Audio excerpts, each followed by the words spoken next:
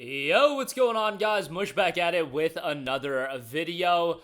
Man, Randy Pitchford is not having a good little bit of time as he is getting dragged through the mud yet again after we talked about the Epic Game Store stuff last week with Borderlands 4, in fact, being on Steam. And you know what? I don't want to completely crap on my dude, but let's just be honest. Gearbox as a whole has been making some very questionable decisions, and after the flop that was the Borderlands movie, I have not seen it myself, to be fair, and I will not go see it. I don't watch a lot of movies in general. I did see the Super Mario movie in theaters, and I thought that movie was awesome, but the Borderlands movie is not being received all that well, and it is a colossal failure commercially as well, with a minus $90 million in the box office, and also little game called Risk of Rain 2 is getting absolutely crapped on after its recent update. Risk of Rain 2 is a game that when it initially came out, I played the hell out of. I just thought it was an incredibly enjoyable game. They did the gimmick of like you bought a copy and you got a copy free back in the day.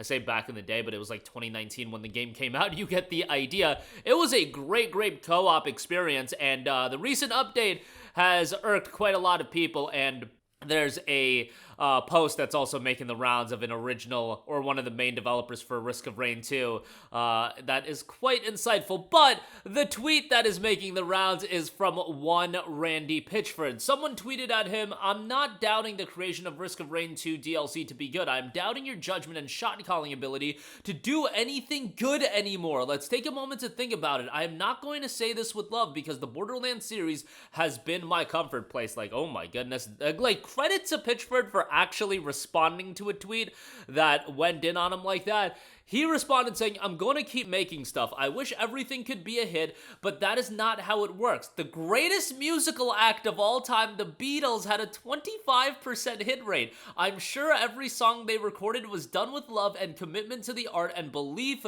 in the quality of their work. My favorite artists, performers, and entertainers have all made things I don't like so much. It's cool. When artists have a miss, that's when they need fans the most to root for them, so they are motivated to keep creating. I don't know if I will ever make anything again that you like, but wouldn't it be better for you to have the chance to decide than for artists to never create again after a marketplace miss?" And I wouldn't say it's just a marketplace miss.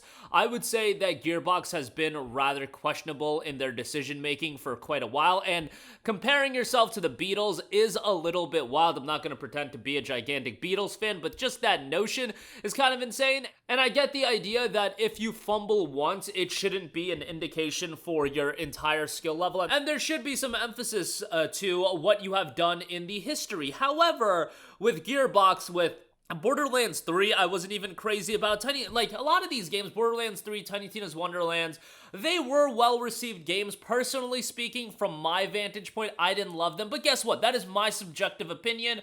Most people seem to rather enjoy those games. But then you look at stuff like the Borderlands movie, and then, you know, you also look at his comment about the Epic Games Store. I'm sorry to continually bring that up, but I feel like that is relevant to the conversation. It does raise the question of what Gearbox's future outlook is. And on top of that, it really did feel like the Borderlands 4 reveal, given how brief of a reveal it was used as a bit of a damage control after the Borderlands movie came out, and it was an absolute colossal flop. Like, the fact that that trailer was revealed at the time that it was, and it came kind of out of nowhere, I don't know. I just feel like the timing was rather interesting, especially because it was such a brief trailer that pretty much just said, yeah, the game is coming out. Like, yeah, we all knew the game was coming out, but once you drop a trailer, it is going to take up a little bit of the news cycle, but I still feel like that wasn't enough, and a lot of people did see right through it, which credit to a lot of people for that. And,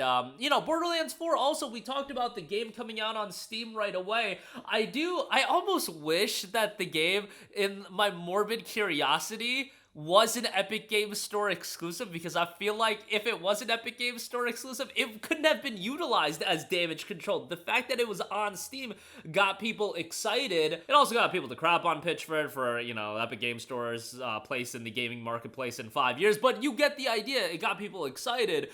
But I feel like if the game was revealed for the Epic Game Store right off the rip, people wouldn't have that level of excitement, and it couldn't have been utilized as damage control either, because Borderlands, as far as its audience, is so integral on PC, and such a huge part of their player base, I would have to imagine, is on PC. And you're talking about the online rhetoric and online discourse, like, yeah, people would have been upset if it was an EGS exclusive. But I think an EGS exclusivity, as I've said in previous videos, is a thing of the past, all things considered, given, you see what they've been doing recently. Alan Wake 2, I get, was an exclusive. It was a Epic Games published title. I think those may end up being an exclusive, but as far as exclusivity deals across the board, I just don't think that is going to be as pronounced as before.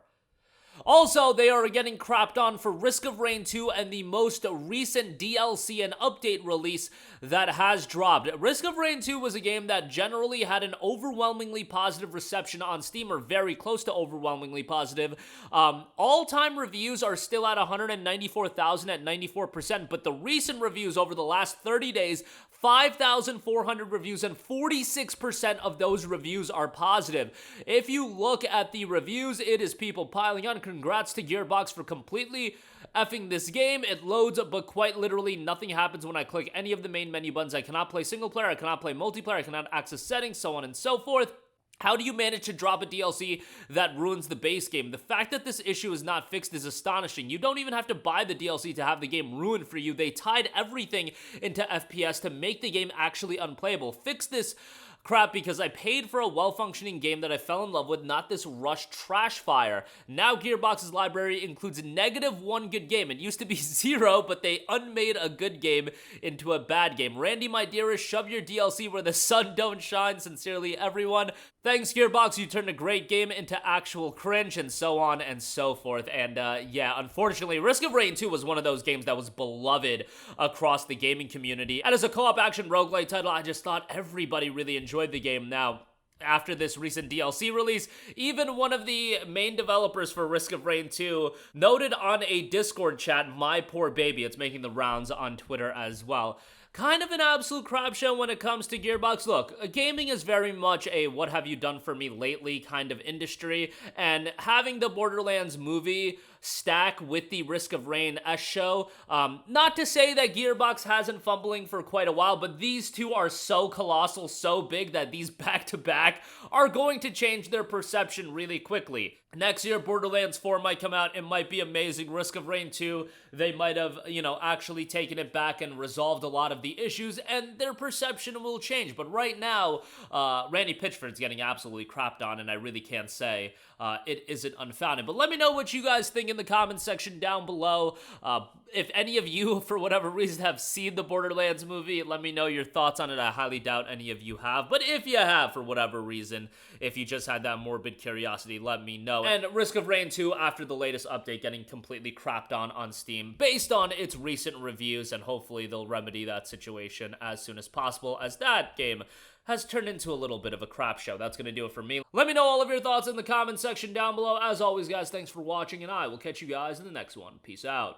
Hey, what's going on, guys? Mush here again. Hope you enjoyed the video. As you guys might know, YouTube's notification system is sometimes a little bit wonky, even if you're subscribed to the channel. Maybe you're not abundantly aware that I uploaded a video. To remedy that situation, make sure you hit the bell notification button. This way, whenever I upload a new video, and I try to upload as consistently as possible, you will be notified directly of the upload, and you can watch it as soon as it goes live. I would really appreciate if you guys hit that button so you can stay up to date with all of the content I'm posting. But as always, guys, thanks for watching, and I'll catch you guys in the next one. Peace out.